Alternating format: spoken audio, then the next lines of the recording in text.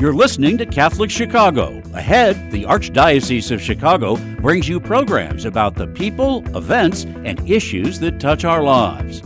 Welcome to Catholic Chicago.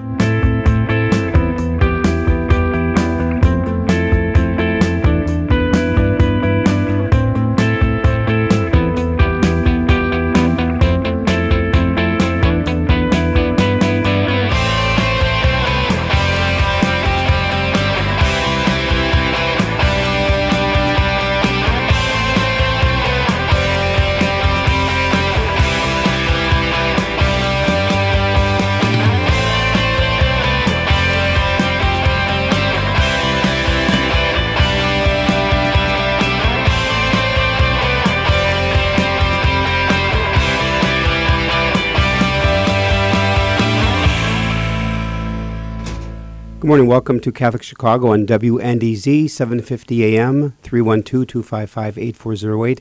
Father Greg Sakowitz, the rector of Holy Name Cathedral. You can also get us on youtube.com/Catholic Chicago. And co-host Mark Teresi, executive director of the cathedral. Good morning, Mark. How are you? Good morning, Greg. Very good people. Watch out. It's going to get cold over at Cathedral. There's a dusting of snow over ice. And I almost fell. So please be careful. But we be also careful. And Mark, we also pray for the Russia-Ukraine border situation to stop. Yes, how terrible. This is horrible situation, and they're talking thousands and thousands of lives may be lost. And the thought of it is, the thought of war. When you're kids, you sometimes can glamorize when you're little kids, but war is hell. And we pray for world peace, no war, and how can it not be termed evil? It's evil. It's evil, and men and women, soldiers, civilians, will die, and lives so totally disrupted. So we pray. At the cathedral, we're going to have, Mark had just found out from Father Mark this morning, that after the 9 o'clock Mass on Saturday morning, we'll have adoration all day, or for part of the day in the cathedral for people to come in and pray. And 2 o'clock we'll have the Divine Mercy Chaplet prayer followed by benediction. So that'll be at the cathedral Saturday, beginning after the 9 o'clock Mass. So we do pray for an end to the uprising, the war going on, or started last night with Russia, Ukraine. So tremendous program lined up here. Again, our phone number is 312-255-8408. And with us, Chicago Bears and the National Football League and the Local Initiatives Support Corporation program has granted a $200,000 grant for turf field at Leo Catholic High School in Chicago. And our guests this morning, Dan McGrath, Lauren Lewis, and Marge Ham. Dan, Lauren, and Marge, welcome to the program this morning. How's everybody doing? Morning, Father. Great to see you. Morning. Good to see you. Good morning. Good morning. Is it snowing down by you yet? Flurrying a little bit. So that and the same on the other end of the earth up in Lake Forest. Oh, you're up in Lake Forest there? Yes, up at Hallis Hall. Yep. Oh, up at Hallis Hall. And this is a tremendous initiative. So maybe Dan McGrath, you can explain to us how this whole thing come about. Well, Father, it's such a blessing for us that I can't express how grateful we are to the Bears, to the NFL, and to LISC, because this field is just so vital to our entire operation. All of our teams use it. All of our gym classes use it. We make it available to a veterans home in the neighborhood and a seniors village in the neighborhood, so the folks can come out when the weather's nice and walk around and get their exercise in. We're also going to do some youth soccer and flag football initiatives. So it's going to be a community resource, not just a facility for Leo High School. And we had to do it. The field was in a terrible state of disrepair. And if we were going to continue to use it, we had to repair it.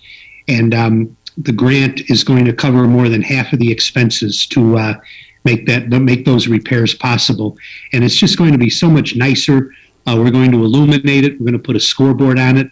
So it's going to be a nice enhancement for the neighborhood as well. When you drive by on 79th Street, you're going to see all of this renovation and refurbishing going on at Leo High School, and it will really be, I think it will be a real shot in the arm for the Auburn Gresham community. Now, Dan, you have been... I can't reiterate how grateful we are for the opportunity to do it. You have been president now at Leo High School for how many years now, Dan? 12 years, Greg.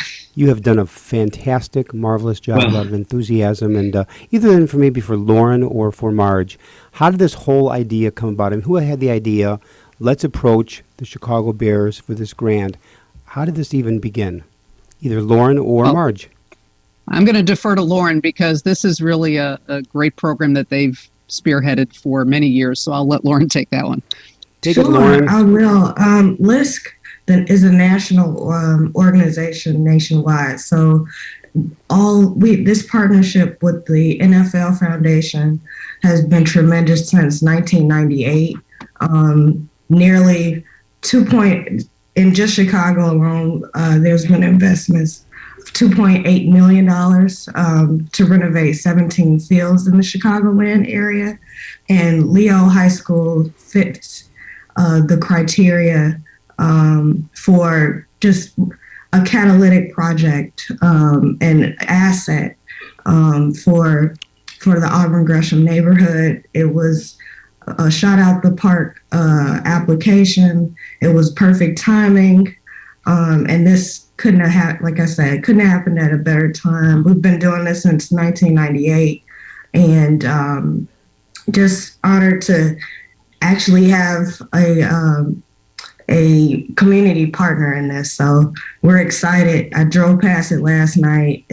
I'm ecstatic. So extremely excited for our kids in the area as well as the community. Is the project completed? No, it'll be completed in late spring. We got a lot done before the weather broke, before the weather turned nasty.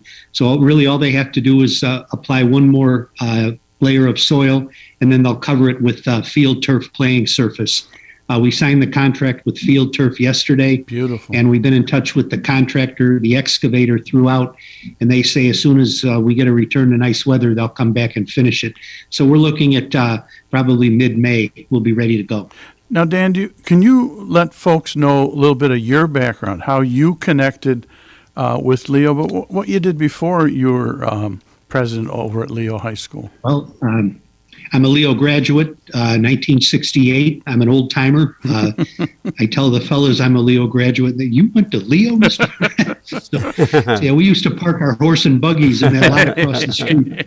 But no, I was a journalist. I was a sports journalist primarily, and I worked all over the country. And I got the opportunity to come back to Chicago in 1996 when I was hired at the Tribune, and I spent about 14 years there.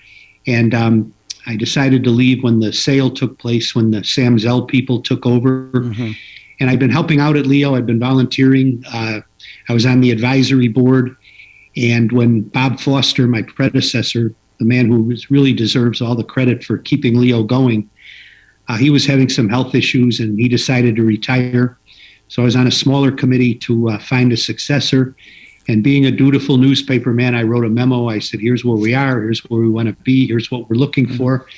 And my fellow committee members came to me about 3 days later and said, how about you? It's funny. Leo is in the education business, and I'm neither an educator nor a businessman. So what could go wrong? It's actually worked out quite well. It's been very, very rewarding. And when we're able to partner with organizations like the Bears and LISC, they kind of validate the work that we do. And it's very, very inspiring that people like that, take an interest in us and believe in us and help us to do the work that we're doing. We've graduated 100% of our seniors 12 years in a row. Wow. More than 90% of them have gone on to college. We won the Catholic League basketball championship this year. And I point this out because every one of the 5 starters is in the top 5 of his class academically. And the team GPA is about 3.6. That is so we tremendous. Don't just have good athletes in the school. We have good people and good students, and they're just the kind of people you really do want to get behind. And I'd also like to shout out Stephanie Stetch, who's our grant writer. She really took the lead in preparing the grant that LISC and the Bears and the NFL Grassroots Foundation blessed and awarded us the grant. And Stephanie was really the driving force behind that. And again, I can't reiterate how grateful we are to the Bears and LISC for this opportunity. You know, Dan, I'm a sports nut like you, and I used to read you all the time when you were a writer for the Tribune. You are an outstanding you're the guy. writer. Yeah. and I love sports, and would read you all the time. Now, Marge, what is your role in this whole package deal here? That's a wide open question. So my role at the Bears, I serve as the director of the team's charitable arm, which is Bears Care. And about 6 years ago, I think, just coincidentally at the same time, there were, a couple of different groups within our building that were expressing an interest in looking into serving the Auburn Gresham community, which, to be honest, was one I was not particularly familiar with at the time. And we literally just decided to sort of jump in with both feet and see what we could do. And that really was the start of what now is entering, entering year 7 of a variety of investments and partnerships in the neighborhood. And we've just, it's become like a second home for a lot of us. And the initial touch point was Leo Catholic High School. That is where we began. And that became sort of the foundation for all of the work that has come since. So, as I said, we have a lot of other partnerships that have developed. We've been fortunate to be able to work with a lot of people just on the 79th Street corridor from Halstead to Ashland. And it's been wonderful for our organization, for our staff that's had opportunities to, visit the community and help support them, particularly during some holiday times and things. And, we've taken every chance we can to, support the young men at Leo because we really believe in what's happening there. And, they never disappoint. They always come through. Now, so Marge, how many years have you been with the Bears organization? I've been here 18 years. I think this will be my 19th season coming up. So quite a while. Now, total sidebar. Are you Chicago born and raised? I am not. Well, you're not. No, you're not. You're not from Green Bay, are you? No, I was born in New Rochelle, so right outside of New York City. So I'm more of an East Coaster until my family moved to Michigan when I was in junior high. Okay. So then I will say I did end up at Notre Dame. So Chicago was just kind of the next step. I never lived in Chicago till after college. Love Notre Dame. Now, what about Marge? What about Bears Care? Give people a thumbnail about Bears Care. So the name really came about in the 90s when Mike McCaskey, who was the chairman here at the time, was approached by the McCormick Foundation about entering their communities program. And Bears Care was formed through the McCormick Foundation. Oh. Fast forward to 2005, the charity incorporated and is now an independent 501c3. But the driving charitable focus of the entity when it started in the 90s was to support women's cancer research, primarily breast cancer research, for a variety of reasons. Mm-hmm. And it's hard to think about now, but in the 90s, breast cancer was growing and impacting so many people. And, we just didn't have the tools that we have today or the therapies or the options. So it's hard to really appreciate in 2022, what the situation was in the medical community at that point. But that became the foundation, and that pillar continues to be the center of our largest fundraiser every year, and continues to be where we send a substantial portion of our resources. But the other, the sort of non-cancer elements focus on supporting education, youth athletics, and in recent years, trying to support under-resourced communities in the various ways that can present itself. So if we're talking about Auburn Gresham, for example, where the Bears and Bears Care are now invested in helping the Healthy Lifestyle Hub open its doors also sometime late spring, early summer. And that will bring a health facility back to the neighborhood, which hasn't had one for, I think, 3.5 years. No medical care in the city. And Auburn Gresham had the first COVID diagnosis and the first COVID death. So, Wow. And coincidentally, this is a block or about 200 feet from Leo High School. So, so we have, as I said, we have great partnerships with the Greater Auburn Gresham Development Corporation that's spearheading that effort. And I think one of the things we've noticed in that community is everyone works together, which is refreshing. You could say sometimes in Chicago you don't see that often, but in this neighborhood, everyone works together. They collaborate, and we're just really excited about everything we've been able to help support and everything that community is doing. So, Mark, take us to break, Mark. Beautiful. Thank you, March. WNDZ, 750 AM on your dial, Catholic Chicago, 312-255-8408, or you can go to youtube.com/Catholic Chicago. When we come back, we'll continue our conversation about the program grant at Leo High School with Dan McGrath, Lauren Lewis, and Marge Ham. Please stay tuned.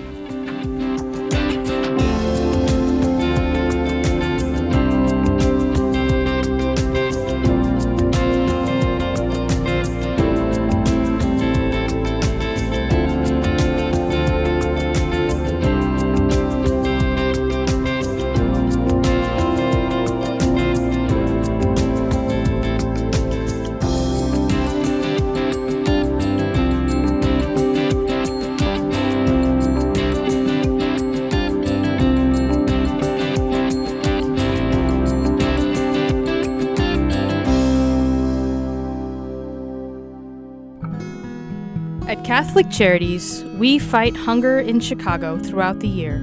Our 6 regional offices in Cook and Lake counties work together to offer sit-down and to-go meals to anyone in need. We deliver meals to those who are homebound, and our 8 food pantries offer 3 to 4 days of food supplies based on household size.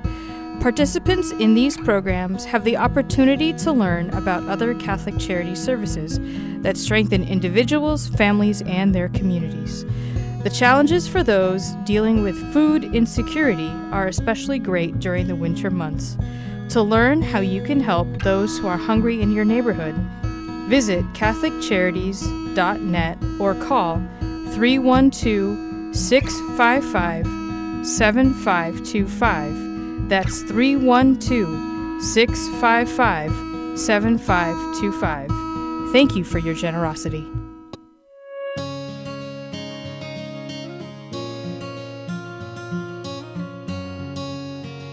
We are at the Most Blessed Trinity Parish Food Pantry in Waukegan. And here we care for people in need. There was definitely an uptick in the needs for services. We doubled our volume after COVID hit, from servicing about 250 families a week to about 500 a week. We supply bread, tortillas, vegetables, milk, cheese, butter, proteins, fish, chicken, eggs. Well, the annual Catholic Appeal has been a tremendous help to us, especially over the past year and a half. Without the annual Catholic Appeal, we might have to close our doors. Our parish is the largest one in the Archdiocese, but is very poor. We think about food and we think about nourishment, but we also nourish the soul, provide that connection to humanity. The good works here are made possible through the annual Catholic Appeal. Make your gift at annualcatholicappeal.com. Ancestry and genealogy are more important every day. People all over the world are wanting to learn more about their family heritage for personal and for health reasons. At Catholic Charities, we are hearing from adults who lived for a brief time at St. Vincent's Orphanage, the wonderful life-affirming agency that operated out of our headquarters for 91 years, serving thousands of women, children, and families until it closed in 1972. Our post-adoption services help adults who want to learn more about their experience at St. Vincent's. Our compassionate staff members provide whatever family background information they can offer, along with support and reunion services. To learn more, call 312-655-7093. That's 312-655-7093. The spirit of St. Vincent's lives on in the inspiring stories that continue to emerge today.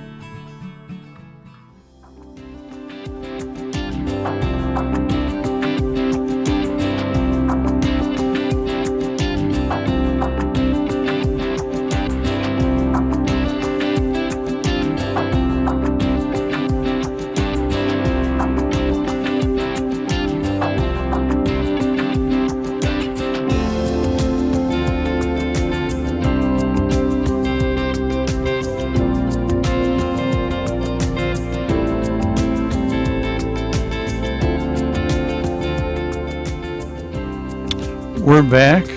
WNDZ 750 AM on your dial, Catholic Chicago, 312-255-8408, or you can look us up at youtube.com/Catholic Chicago. Father Greg Sakowicz, Mark Tracy here with Father Greg, and we're talking to President of Leo, Dan McGrath, Marge Ham of Bears Care, and Lauren Lewis, who is with the LISC, Local Initiative Support Corporation. Lauren, give us a little of your background. How did you end up with LISC? But how does it feel being so helpful to needy and worthy communities? Lauren? Oh man. So it all starts back with the Archdiocese. Look, I attended a small Catholic school, so I really appreciate that. Maybe that's where it came from. What's the name of this? What's the name of the school? A little shout out.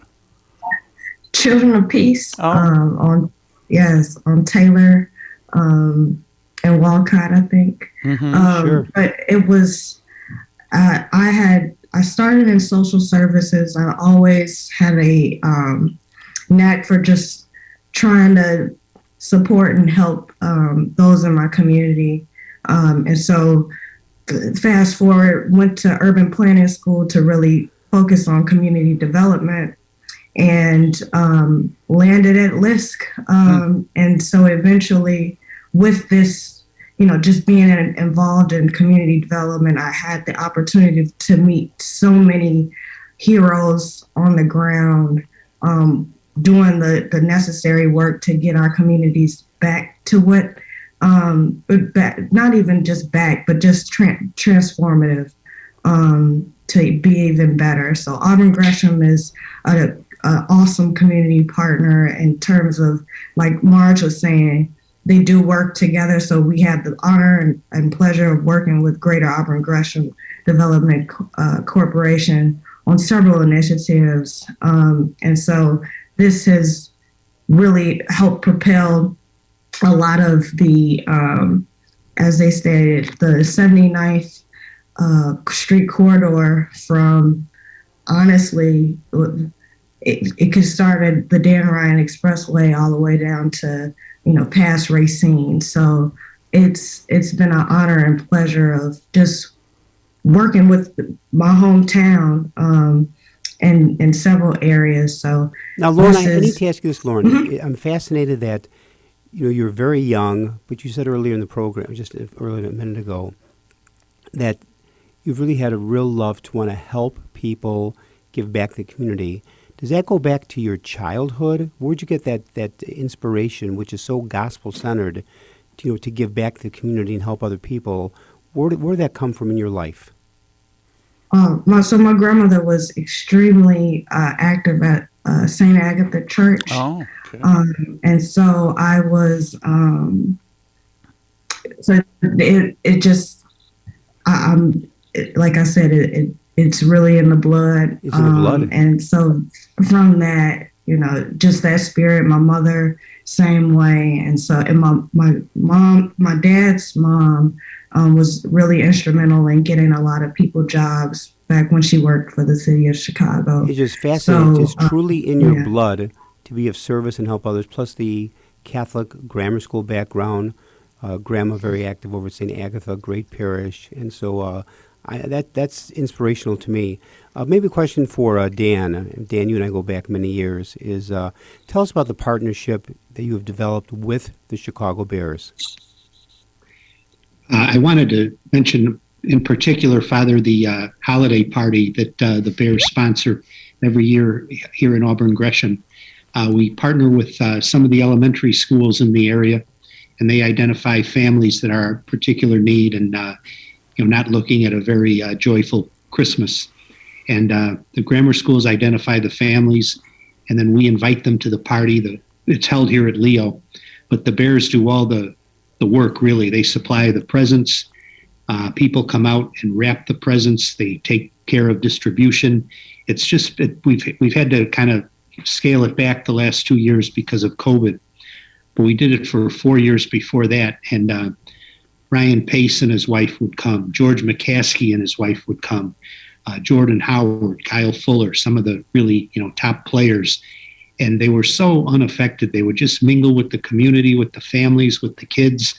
And the kids would get such a kick out of interacting with the Bears. That was just a fantastic event for this community. And, you drive down 79th Street on a Tuesday night in the middle of winter, and every light in the building is on, and there's 200 people moving in and out of the building. It's a real shot of vitality that we can use. But I agree with Lauren. There's a lot going on in Auburn Gresham, and we're very proud to be a part of it.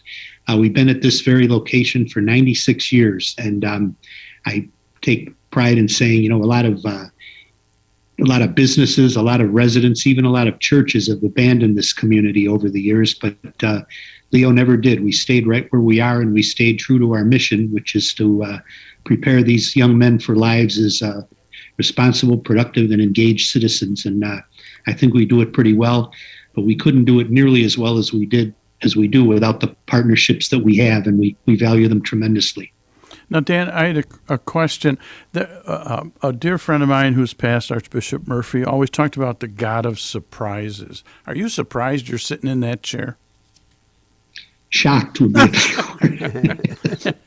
No, I felt when I left the Tribune, I was too young and too poor to retire, and I was kind of thinking what I might want to do next.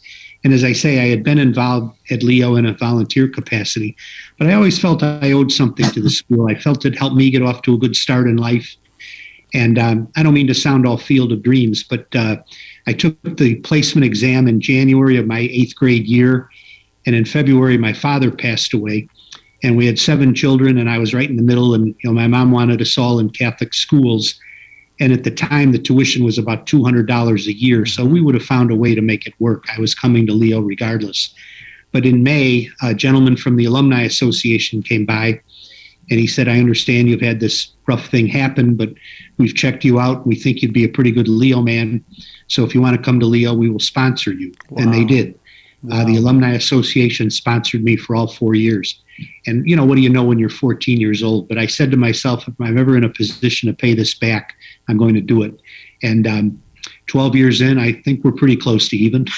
Beautiful. That's good. Beautiful. Also, before we bring the program to a close, Marge, and the work you're doing with the Chicago Bears, what is your biggest enjoyment in the work that you do in your ministry with the Bears?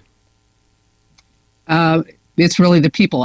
You might have seen me laughing when you went to break. I know Marvin well up in North Chicago from the little piece you had on the food distribution. Mm-hmm. So that's really what it is. It's all about the people. And again, as I said, when you're working in a community that just makes everything so seamless and upbeat and positive, and it's great. I mean, I've met people who are in all different stations of life, and I take away something from every interaction, but it's really, I'm honored to be able to, use the galvanizing force that is the Bears to really help, make some great things going on even better. Well, I want to thank in a very special way to bring the program to a close. I want to thank Dan McGrath, the president of Leo Catholic High School, Lauren Lewis, involved with the LISC, and also Marge Ham, involved with the Chicago Bears. So to Dan and Lauren and Marge, this has been a wonderful, inspirational program with the partnership. May God bless all three of you. Marge, let's hope and pray the Bears may make the playoffs next year in the National Football League. And we appreciate it. This is Father Greg Sackwitz along with Mark Teresi, 312-255-8408, WNDZ 750 AM here on Catholic Chicago. Stay with us. Do not turn that dial.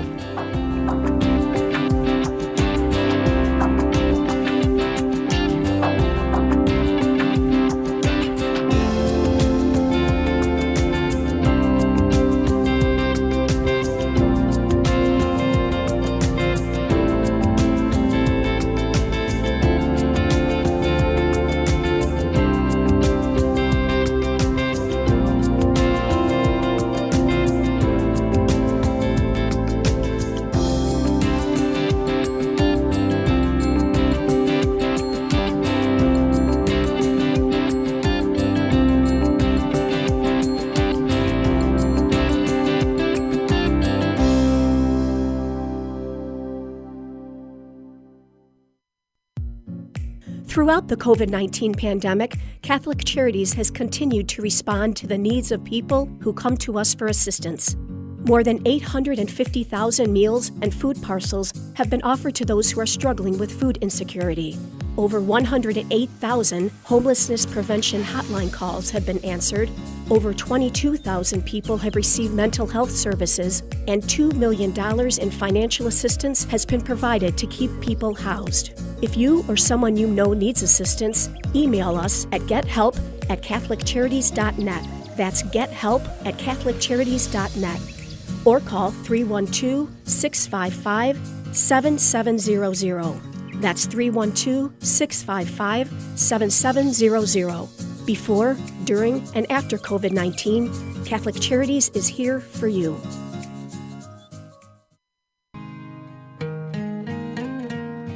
I am a seminarian.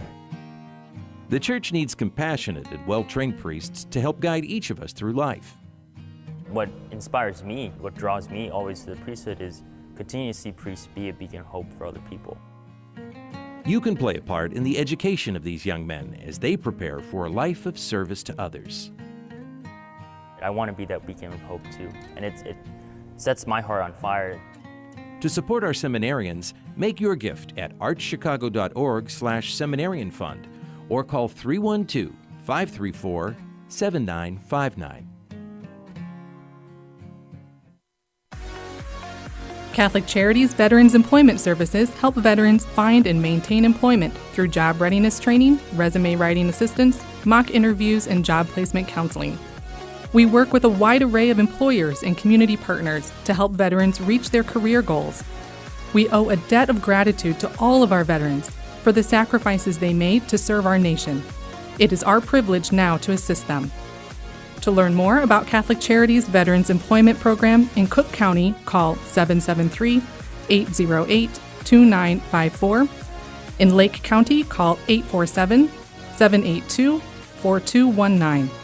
You can also learn more at CatholicCharities.net. To all United States veterans, thank you for your service.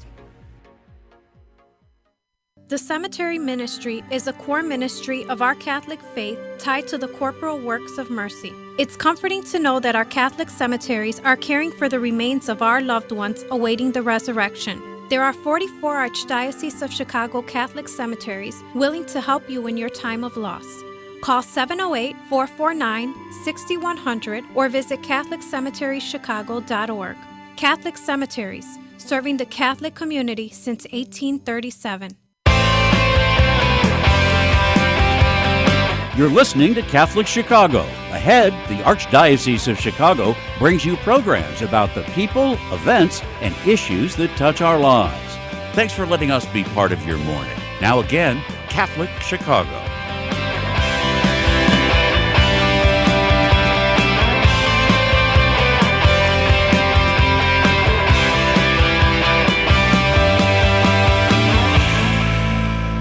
Welcome back to Catholic Chicago on WNDZ, 750 AM, 312-255-8408. You can also get us on youtube.com/Catholic Chicago.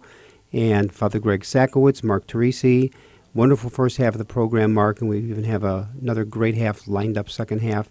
The Cardinal Bernardine Archives and Records Center has launched an online exhibit about Black Catholic parishes during Black History Month. Our guest this half hour will be Charles Heinrich. Charles, welcome to the program. Hopefully I'm coming in loud and clear, and it's a pleasure to speak with you. Now, do you go by Charles, Charlie, Chuck? What do you prefer, Charles? I like to joke that I've been called worse, but I prefer Charles. Okay. And now, you're with the archives. So is your office is located where, Charles? The Archives and Records Center is located at 711 West Monroe, which is right next to Old St. Patrick's Church. So we're actually at an off-site facility from the main archdiocesan offices on Rush and Chestnut. So we have a large warehouse facility there. We have over 30,000 boxes of records of parishes, institutions, sacramental records, and other historical materials from the Archdiocese, from its history at the archives. Charles, it said you're a technician.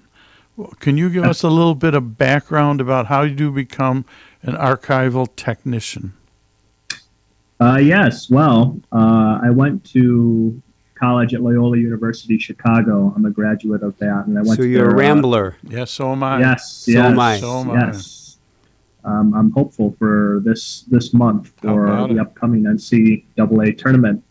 I studied history at Loyola University Chicago. I did their program in what's called public history. And public history is essentially how do you take historical materials and how do you make that knowledge and make that information not only available to the public, but also to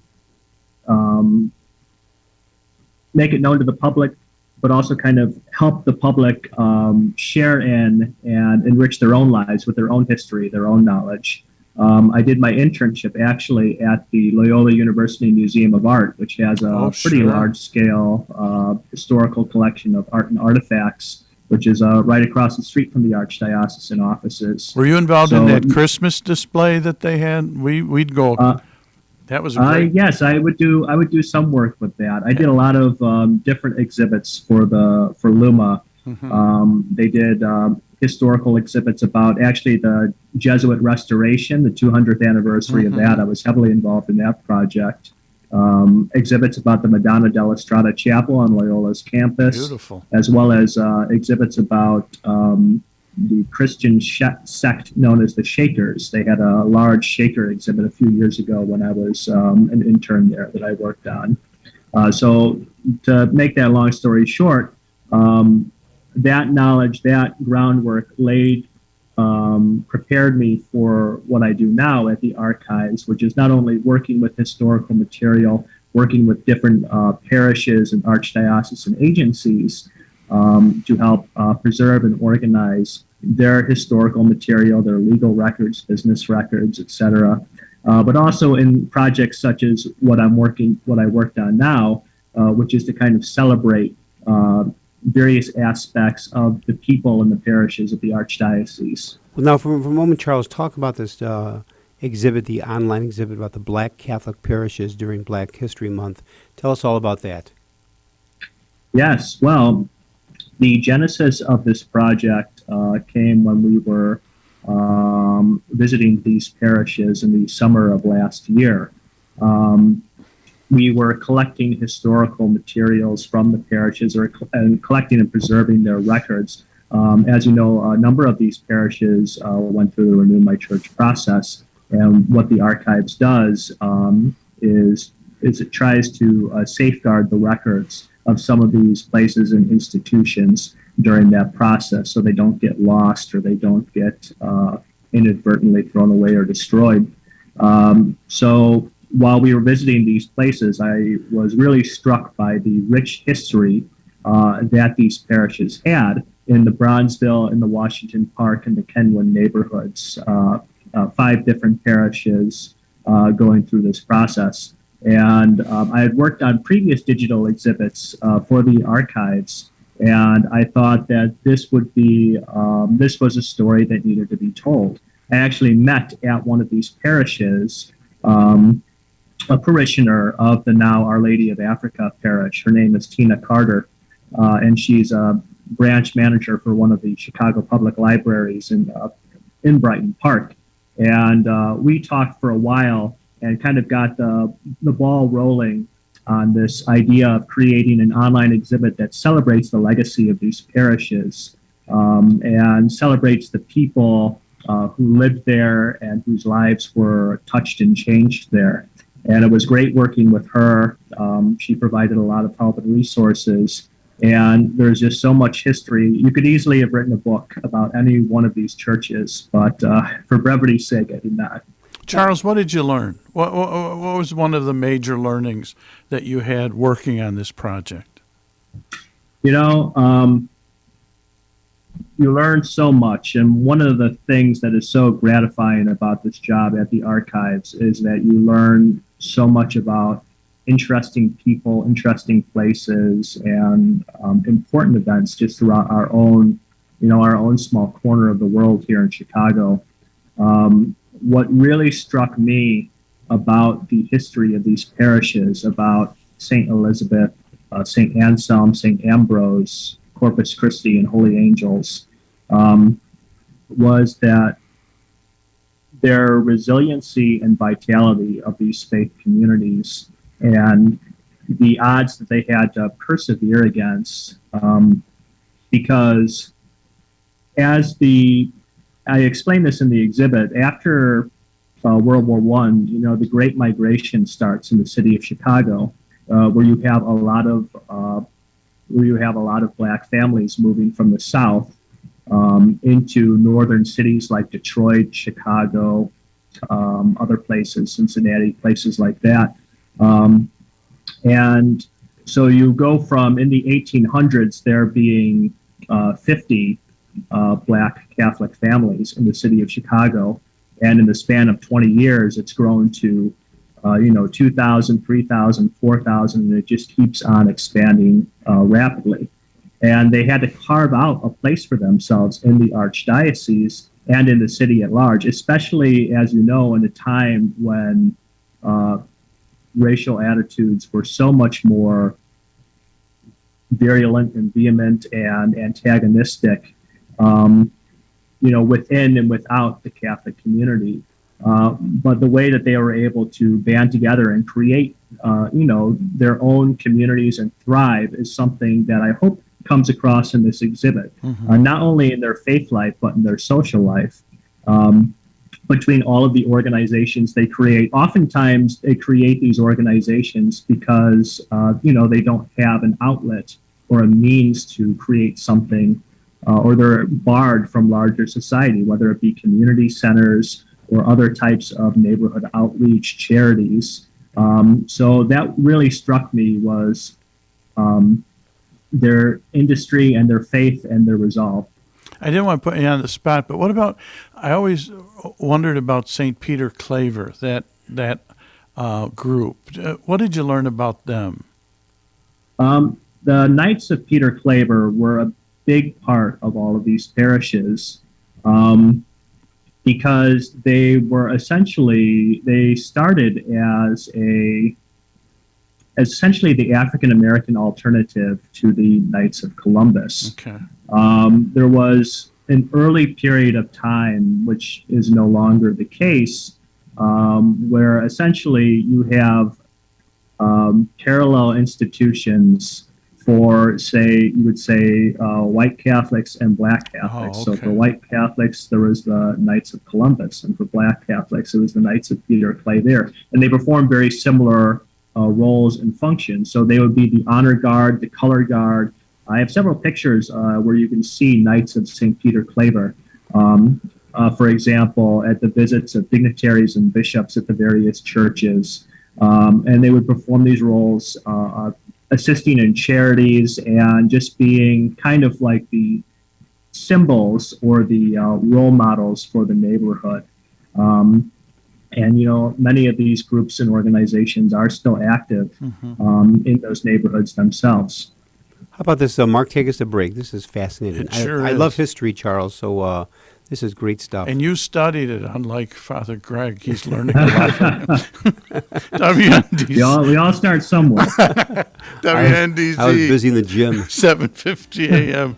Catholic Chicago 312-255-840. Right, or you can go to youtube.com/Catholic Chicago. We'll be back with Charles Heinrich in a few minutes and continue our conversation about the Black Catholic Parish exhibit that he's put together for the Cardinal Bernardini Archives and Records Center. We'll be back. Please stay tuned.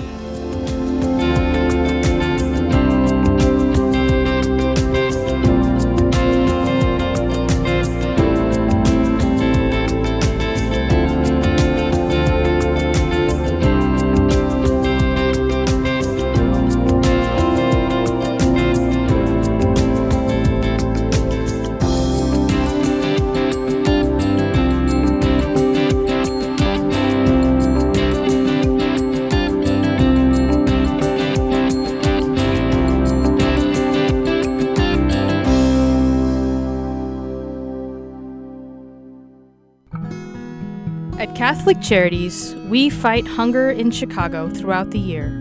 Our 6 regional offices in Cook and Lake counties work together to offer sit-down and to-go meals to anyone in need. We deliver meals to those who are homebound, and our 8 food pantries offer 3 to 4 days of food supplies based on household size. Participants in these programs have the opportunity to learn about other Catholic charity services that strengthen individuals, families, and their communities. The challenges for those dealing with food insecurity are especially great during the winter months. To learn how you can help those who are hungry in your neighborhood, visit CatholicCharities.net or call 312-655-7525. That's 312-655-7525. Thank you for your generosity.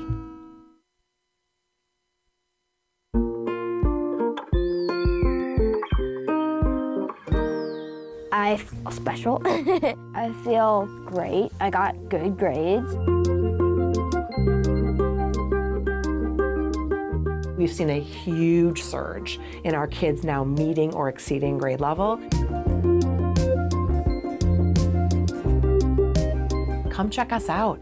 You may have never thought we were an option before.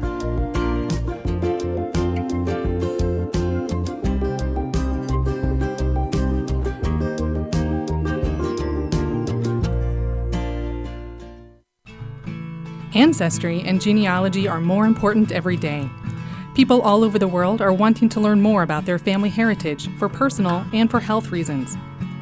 At Catholic Charities, we are hearing from adults who lived for a brief time at St. Vincent's Orphanage, the wonderful life-affirming agency that operated out of our headquarters for 91 years, serving thousands of women, children, and families until it closed in 1972. Our post-adoption services help adults who want to learn more about their experience at St. Vincent's. Our compassionate staff members provide whatever family background information they can offer, along with support and reunion services. To learn more, call 312-655-7093. That's 312-655-7093. The spirit of St. Vincent's lives on in the inspiring stories that continue to emerge today.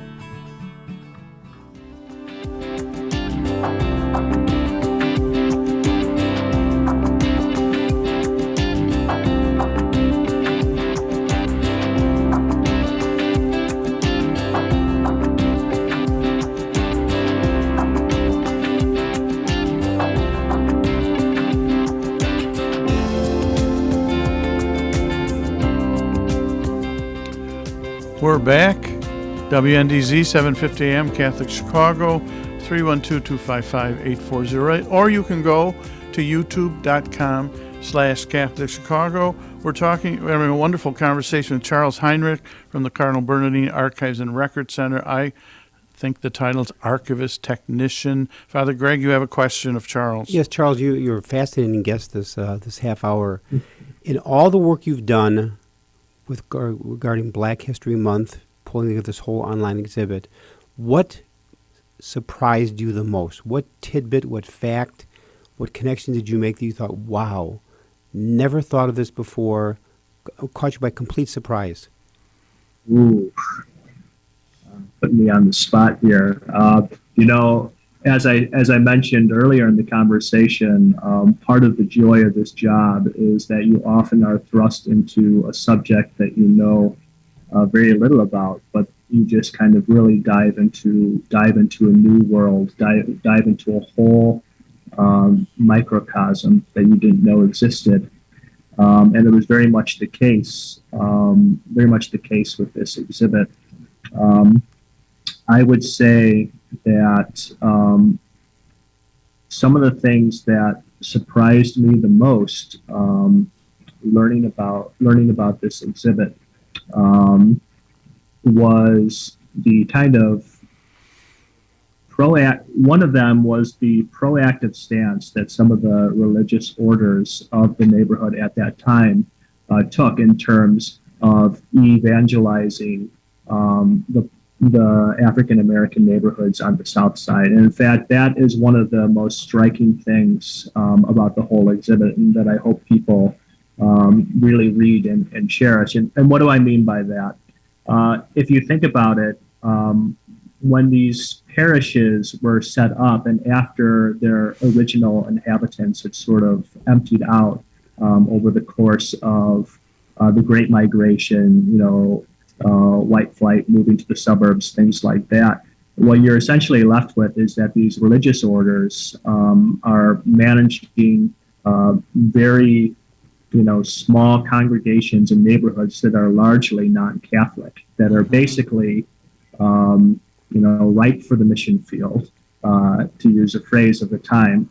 So what really struck me is these parishes, the orders, the Society of Divine Word, the Technique Fathers, and the Franciscans, they said, how do we grow our flock? How do we reach out to this neighborhood? How do we get people into the church? And all of the different ways that they tried, and they and bore great fruit in this endeavor. It was through the schools, it was through interpersonal relationships, it was through coming to visit individual families, being everywhere, being seen in the neighborhood, and all of these different parishioner organizations, all with the goal of vitality and growing themselves as a parish and as a church. And I'll bring up one particular example. One thing that all of these Catholic schools had at the time was, again, considering that the neighborhoods were largely non-Catholic, with a lot of these families coming in from the South, usually of Baptist persuasion or heritage. But the families wanted to send their kids to the Catholic school because they recognized that the Catholic schools were superior than the public options available, especially at the time when schools were more segregated, were more underfunded, especially on the South side. So the religious orders said, your kid will come to school here. In a year's time, they will be baptized. They'll take religious education. And then we expect you, the parents, to go to Mass, not every Sunday, but frequently, to know what your child is learning about. Mm-hmm. So you can have a faith conversation and be aware of what your child is learning. And this is an interesting tidbit I learned actually from interviewing some of the parishioners down there.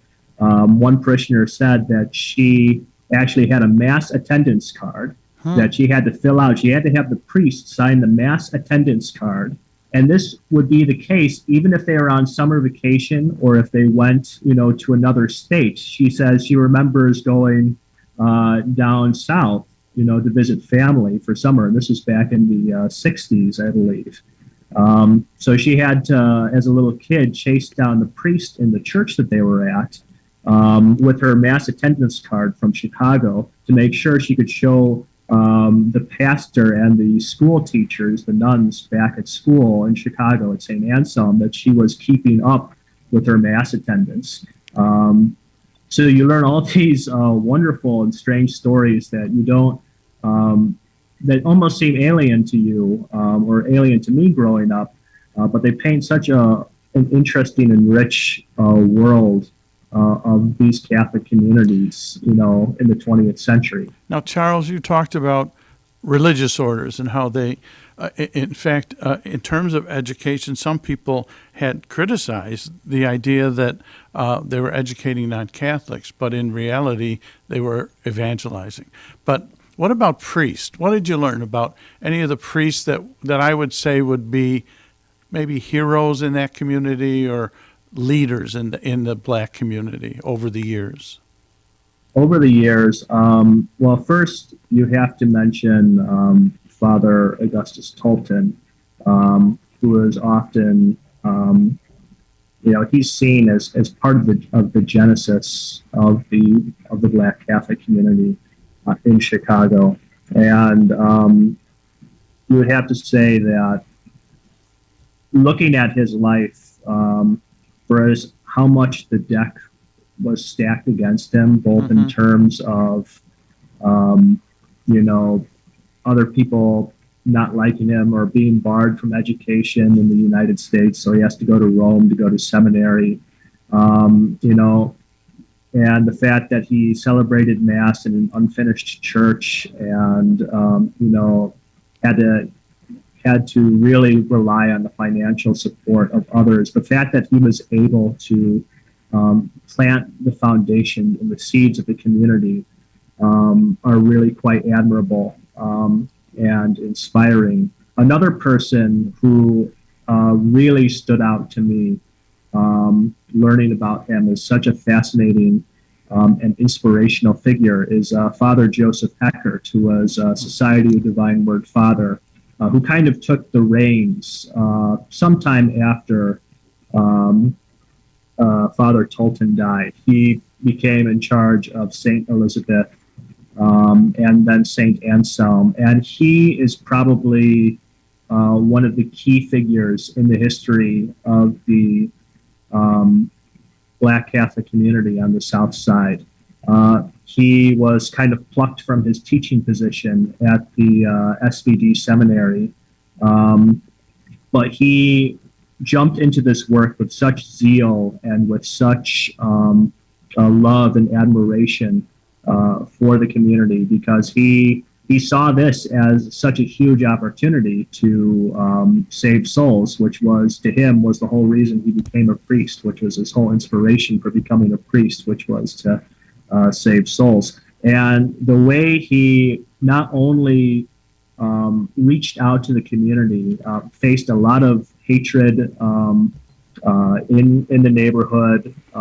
He faced a lot of opposition, and he also had to, he had to argue and convince Cardinal Mundelein to open up some of these parishes to the Black communities, which he was hesitant to do. He wanted that amount of energy and conviction of this being the right thing to do really stood out to me as something praiseworthy. And Charles, in the last a story worth telling. Oh, yes. We only got about 30 seconds here. Where can people go online to see this tremendous exhibit for Black History Month? Thank you. Well, you can go online to archives.archchicago.org. That is where the exhibit is hosted. One more time. Give that one more time.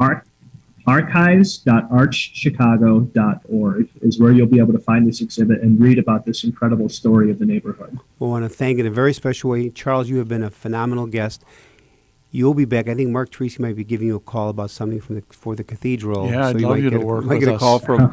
It's not the last you've heard from Mark Tracy, so thank you in a very special way. Charles Heinrich, who put together from the Cardinal Bernardine Archives and Records Center, has launched an online exhibit about Black Catholic parishes during Black History Month.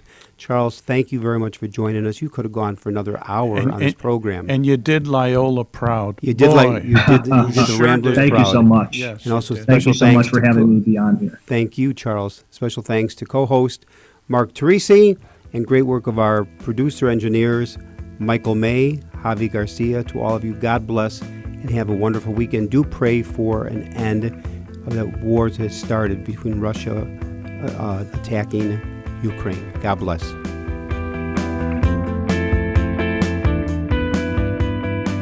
Join us every Monday through Friday at this time for Catholic Chicago. You can stream our programs live or listen to past programs by visiting our website, archchicago.org, and clicking on Radio TV. And please connect with Catholic Chicago on social media.